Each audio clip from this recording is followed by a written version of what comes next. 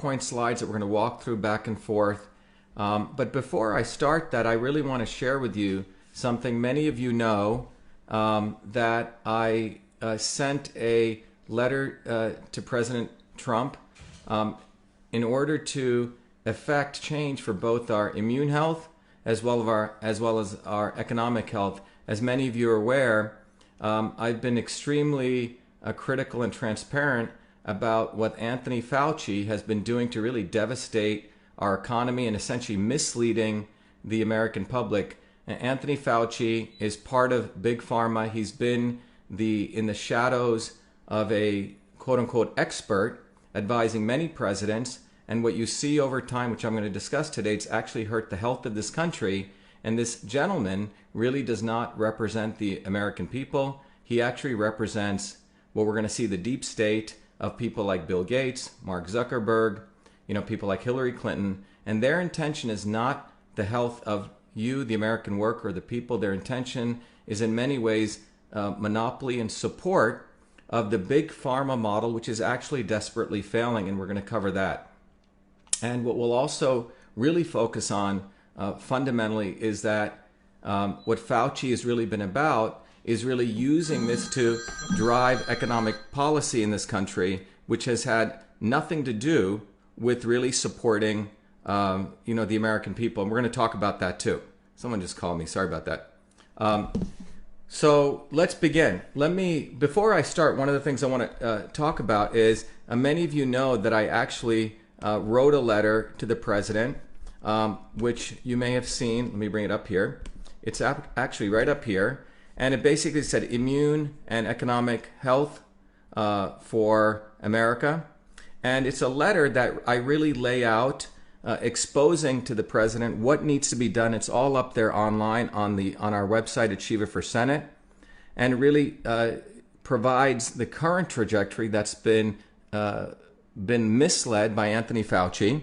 And then I go talk about a protocol that I'm proposing, which I'll talk about not simply quarantining everyone, but really giving a much more the concept of the right medicine for the right person at the right time, what's called personalized approach, where we have a set of people who are in group one, those people who who are testing positive for COVID-19, and how they should be essentially taken care of with supporting vitamin A and D. And then group two, those people who are critical, we support them with vitamin A and D, plus we also support them with IV vitamin C. And then group three protocol of those people who are immunocompromised, which we're going to discuss, and the third group, which are healthy adults. And the goal is really to get people back to work and really manage both the economic health as well as the immune health of people. Now, what I want to say that's very interesting and unfortunate is that if we go to my Twitter, if everyone's gone to Twitter, I tweet a lot, and I did this tweet which said, "Dear Mr. President, herein is my solution to restore the immune and economic health of America. The current one-size-fits-all policy based on a fake science of the immune system espoused by Dr. Fauci's destructive call me." Now, what's interesting is this has been up on Twitter, and I found out, if people should notice, if you click on this, it gives this unfortunate message where Twitter thinks they have the right to basically decide what is science from an MIT scientist, and you have to click continue, but this gives the impression as though something's wrong with our website. In fact, nothing's wrong. And then you have to click continue to go to the website. And what I want to say is, people talk about racism. And there is a racism in this country, and the Democratic, quote-unquote Democrat liberal elite believe they're not racist, and the quote-unquote Republican establishment doesn't want to talk about racism. There is a real racism in this country, and you just witnessed it just here, of people deciding what types of medicine are right or wrong. For thousands of years, indigenous people of my background, have supported medical systems which were based on the sun, eating fruits and vegetables. That's what vitamin D is. Vitamin D is, we're supposed to get it from the sun. And if you're telling everyone to stay inside and we work inside, you need vitamin D.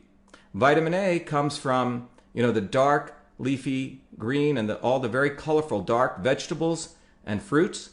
And what I'm proposing here, Jack at Twitter, is a simple solution of vitamin A, D, and C. And I think it's really disgusting and unfortunate that people, it's not just against science, but it seems like an MIT PhD with 4 degrees is not promoting science when I actually have put forward a letter to the President of the United States. And if I go back here, this letter is essentially being assaulted by saying that it cannot be linked to my Twitter website.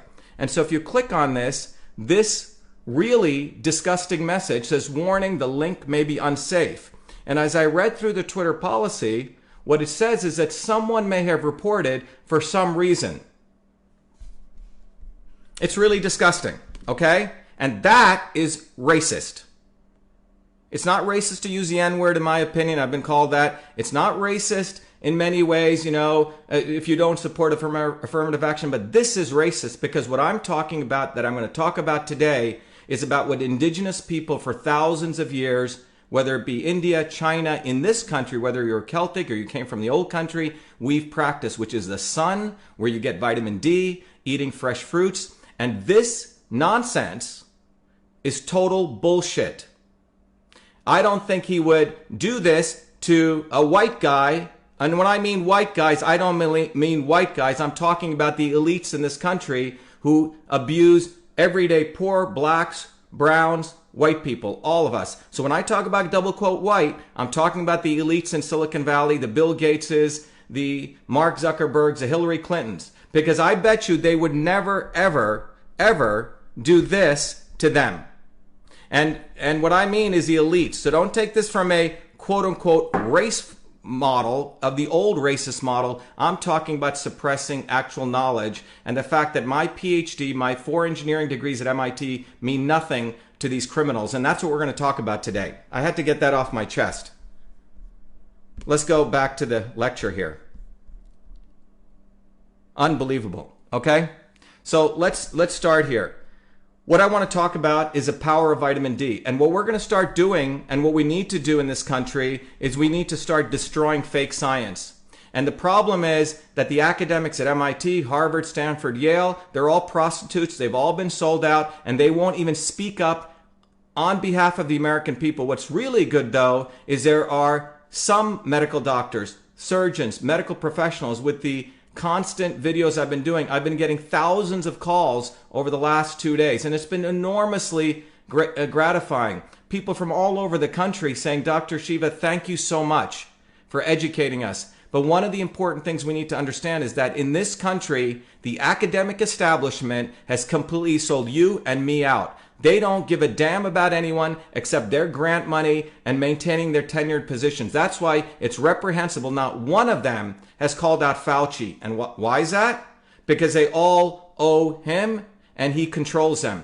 But regardless, they don't have the balls, they don't have the conviction to stand up for truth. So that's what we need to do. And we need to move to citizen science. So what we're going to talk about here is, that's why the title of this is Destroying Fake Science Series. And I'm going to start doing a series of these going back to fundamentals of science. And today we're going to talk about the power of vitamin D.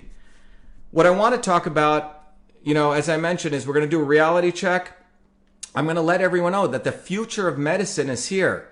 And one of the things people need to understand, that big pharma is actually dying.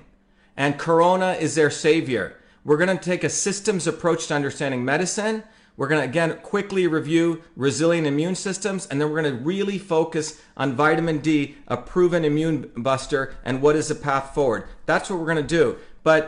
So stay with me, and I know other people are joining, but the bottom line is all of this needs to be put into context. How we got here over the last 90 days and where we're going, and fundamentally people need to wake up in this country that the medical establishment needs to be completely destroyed. They're destroying the health of our children, our youth, our future, our adults. And that's what this should show us, that we do need a state of emergency. And the state of emergency and the people who need to be quarantined are the medical establishment. And that's what we need. That's what I hope you realize out of today's lecture. And I hope you enjoy it, because I sure am going to. All right? So let's go here. So let's start here. So I want to give you a little bit of context. Some of you may know on January 6th and January 13th of 2020, I was one of the activists, a scientist activist, who went down to New Jersey and to give a scientific position. And we really got everyone excited. I was the one who said, look, if you want to fight the medical establishment, you really need to build a grassroots movement. The misleaders of this movement, who were the legislative pieces from Bobby Kennedy to talking heads like Del Bigtree, they used to fly in, but they never wanted an uncontrolled movement from bottoms up. So one of the important things that took place on January 6th and January 13th was that there was a uncontrollable movement that came from bottoms up. And I want to just let everyone know I was proud to really support that movement, grassroots, and I give a very different direction versus trying to say that we should, pussyfoot around and suck up to the legislators. And what you can see, just look at the timing, January 6th and January 13th. What you see here is on January 13th, 2020 is about the time when the coronavirus comes out.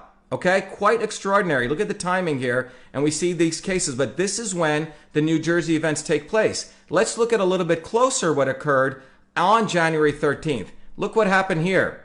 This is when the bill to end religious exemptions for vaccinations collapses in New Jersey. So what happened was, because of this groundswell movement that I was really inspiring and telling people to do, giving courage to people to rise up, not listen to sellout leaders like Bobby Kennedy, who were supporting people like Hillary Clinton, who's part of the Clinton Global Initiative, and essentially supported, and he endorsed Hillary Clinton, who's Miss Vaccine Queen. I said we need to build a bottoms-up movement and separate from these misleaders. And the result of that, what you can see here, was very powerful, that because of that, that vocal movement, the legislators in New Jersey decided not to push their bill forward, and it was a massive collapse. So look at that date, January 30th. Let me take you to the next date here. Now, on March 9th, this is about 90 days later, when I saw what was happening with coronavirus, I tweeted this out, and this really started the revolution that we're all being a part of while you're logging into this video, and the educational revolution that's taking place. So I said, as an MIT PhD in biological engineering who studies and does research nearly every day on the immune system, the coronavirus fear-mongering by the deep state will go down in history one of the biggest fraud to manipulate economies, suppress dissent, and push mandated vaccines. This tweet, I think, has been now seen by close to 2 to 3 million people. Rush Limbaugh picked it up. Many newspapers picked it up. So that's one of the most important things that occurred. The next thing that occurred was other newspapers. I doubled down on Anthony Fauci, and I said that he's part of the deep state, and I slammed on him really hard. Now, to summarize, let's look at what's really happening when we look at the statistics here. What you see here is that when you do the coronavirus comparison, this is a reality. There are 68,440 cases. This is up about 2 days ago. And the deaths are 994. This is, and the mortality is 1.45. Okay?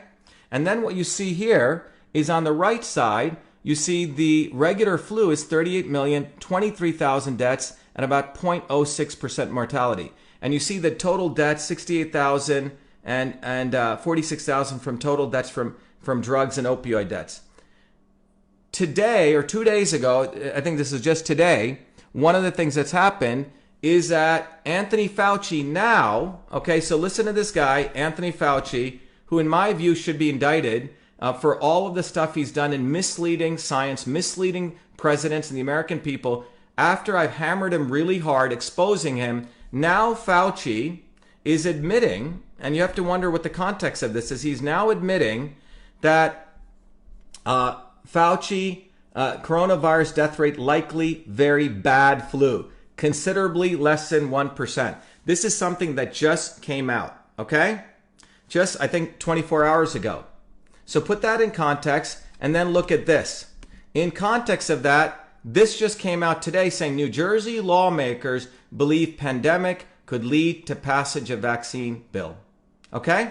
So what you've seen here is a full cycle. In a 90-day period, the people of New Jersey, the families rose up in a model where we said, let's go rise up, not pussyfoot around with these legislators who are never going to do enough. And because of that fear, the bill was killed in New Jersey.